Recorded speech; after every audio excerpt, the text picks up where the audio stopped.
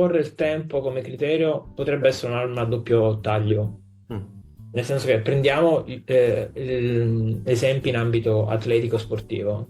Ok, se io ad uno sportivo gli pongo il tempo come, diciamo, obiettivo di apprendimento, questo, diciamo, su alcuni profili può essere incentivante, Francesco, su altri può essere deteriorante la prestazione, ok? Però se io gli insegno i singoli gesti per migliorare il tempo personale fino al massimo di tempo personale raggiungibile, io ribalto il punto di vista, cioè faccio passare da un obiettivo estrinseco il tempo a un obiettivo intrinseco. Come posso perfezionare le singole abilità, i singoli gesti, nel caso che facevi tu, i singoli pezzettini di lavorazione per ridurre i tempi.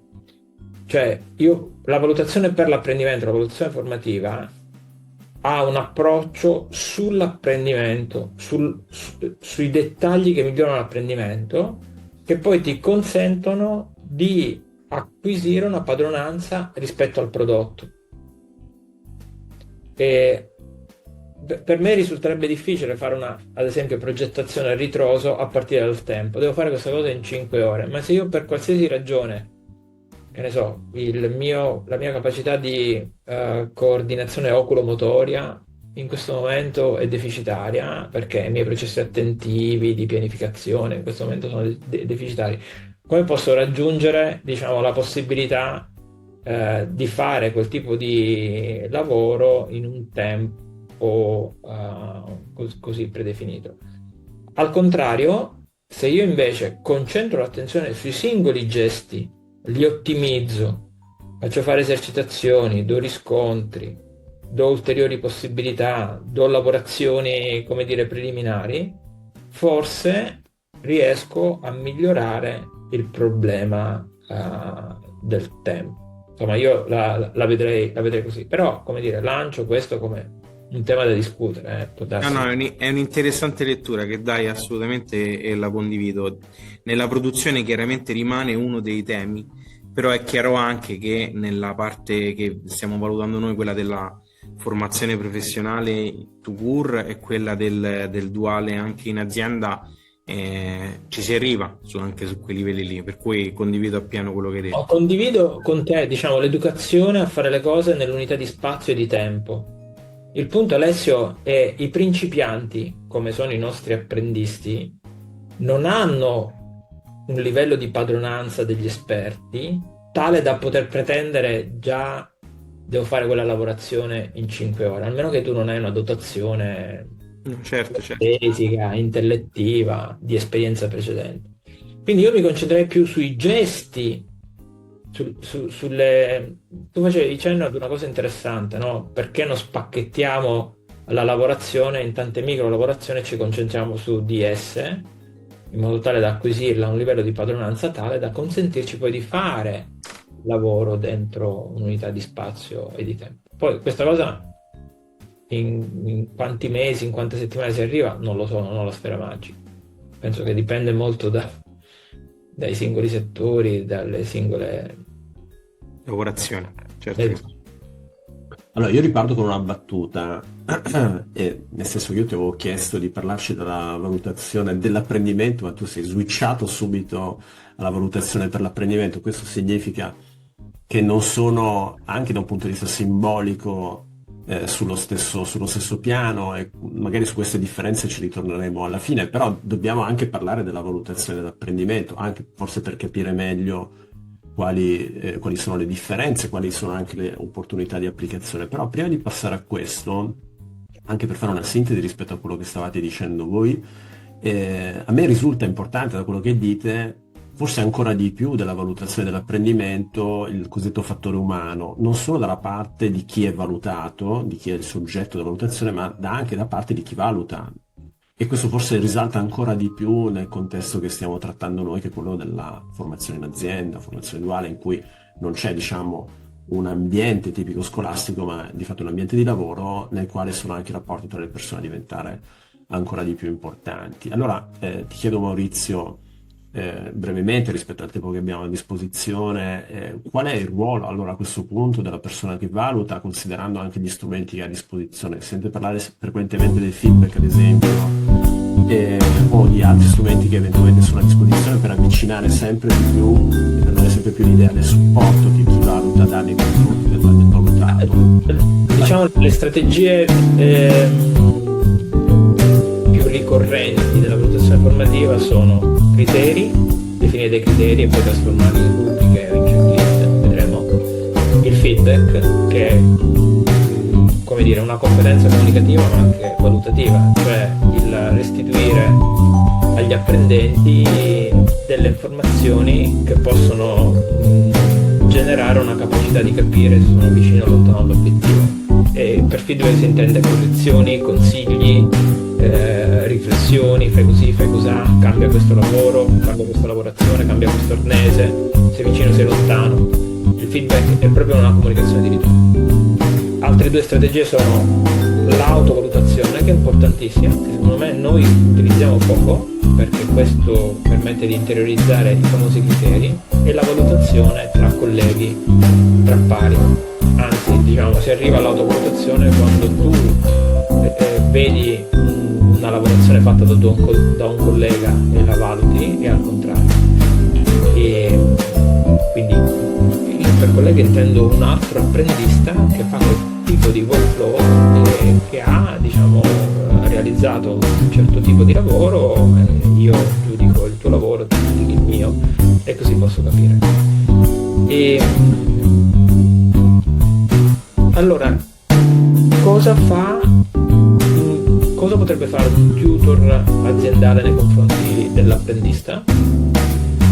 Condividere la sua expertise, cioè la sua competenza, cioè condividere con l'apprendista i segreti della sua competenza. È come quando io vado a bottega e rubo con gli occhi il mestiere del maestro.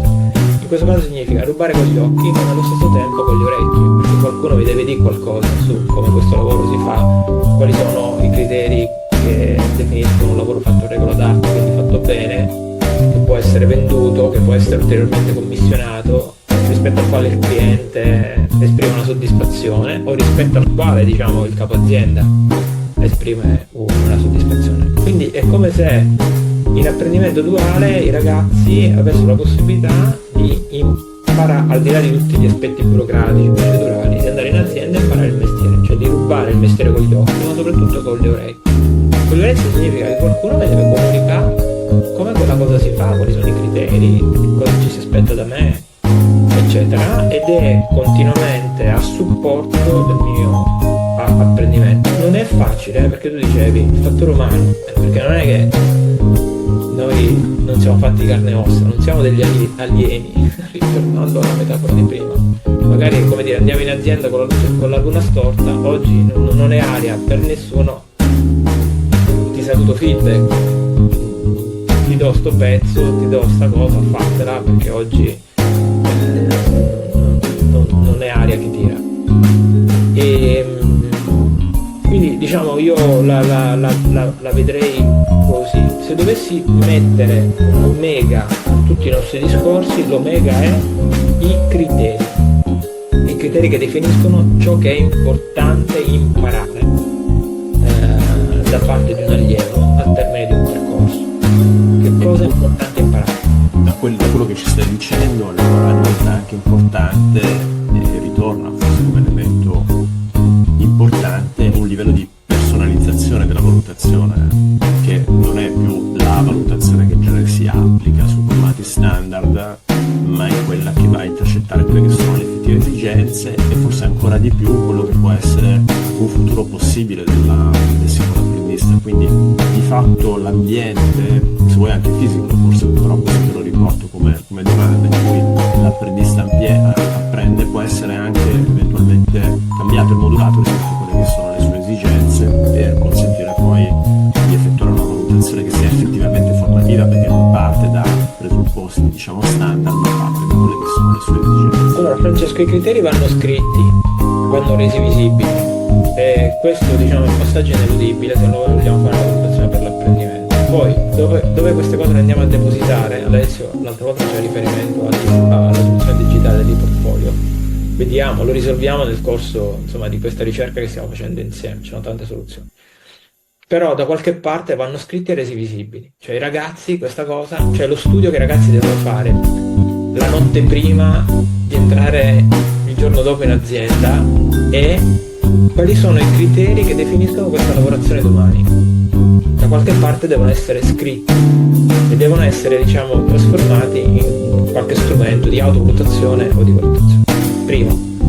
Secondo, i criteri, a differenza dei voti, dei giudizi standard, come se fosse, come dire, mi vengono in mente le maglie che i cavalieri medievali mettevano sotto le armature, va bene, che avevano quello strato di protezione, però che si modellavano bene sul corpo di ogni uomo.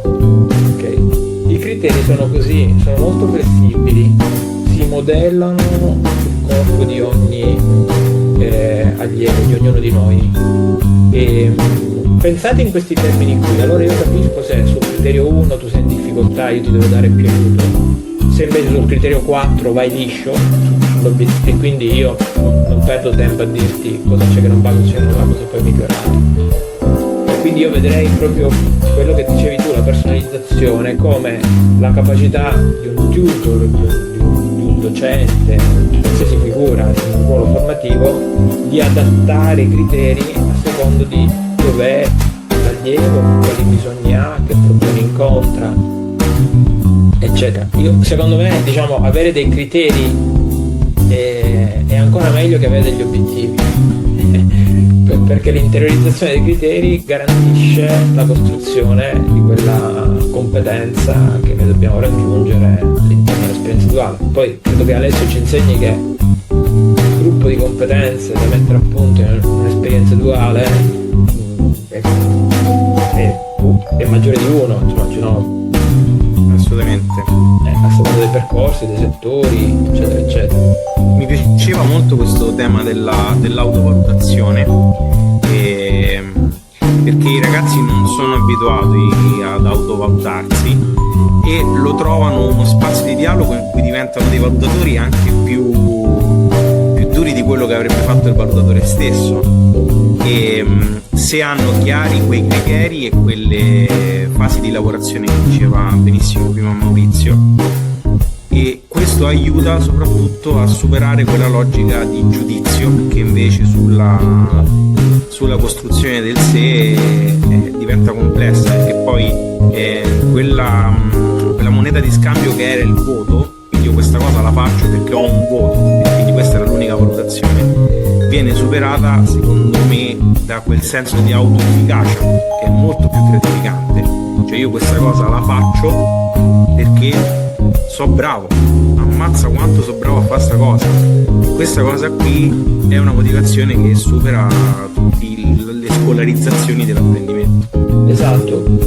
Cioè se io faccio l'esperienza in azienda, no? Immaginiamo il triangolo, faccio l'esperienza, l'istituto insieme all'azienda, l'istituto o chi per loro mi fornisce dei criteri in cui io dico questa lavorazione la autovaluta, la valuto sulla base di questi criteri, io come ritorno potrei avere quello di cui parli tu, cioè mi sento padrone di quello che sto facendo e non dipendo da, diciamo, un giudizio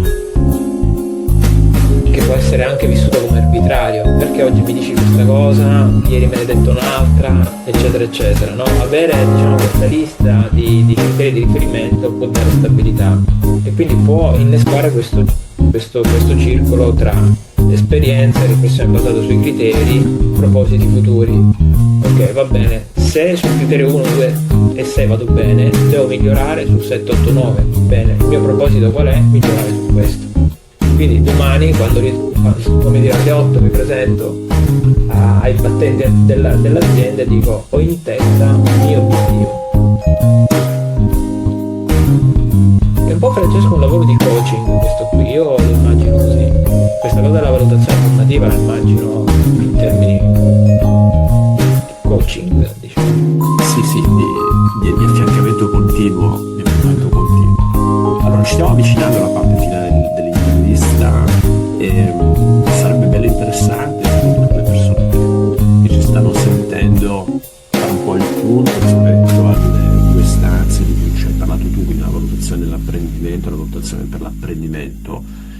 E non tanto e non solo per ripercorrere le differenze, ma anche per, secondo me, aggiungere ulteriori elementi di interesse e di attrattività per quanto riguarda il nostro target principale, che sarebbero i tutor aziendali in prevalenza, rispetto alla diffusione della valutazione formativa e della valutazione per l'apprendimento. La vedremo degli aspetti un po' più tecnici negli incontri successivi, però, come dire, c'è una necessità, visto che l'altra, quella più tradizionale, la valutazione dell'apprendimento, è talmente dentro di noi, talmente archetipale, abbiamo sempre bisogno di pagelli, vedere pagelle dappertutto, nella struttura e così via, quindi c'è anche un'opera, se vuoi, quasi simbolica da trattare.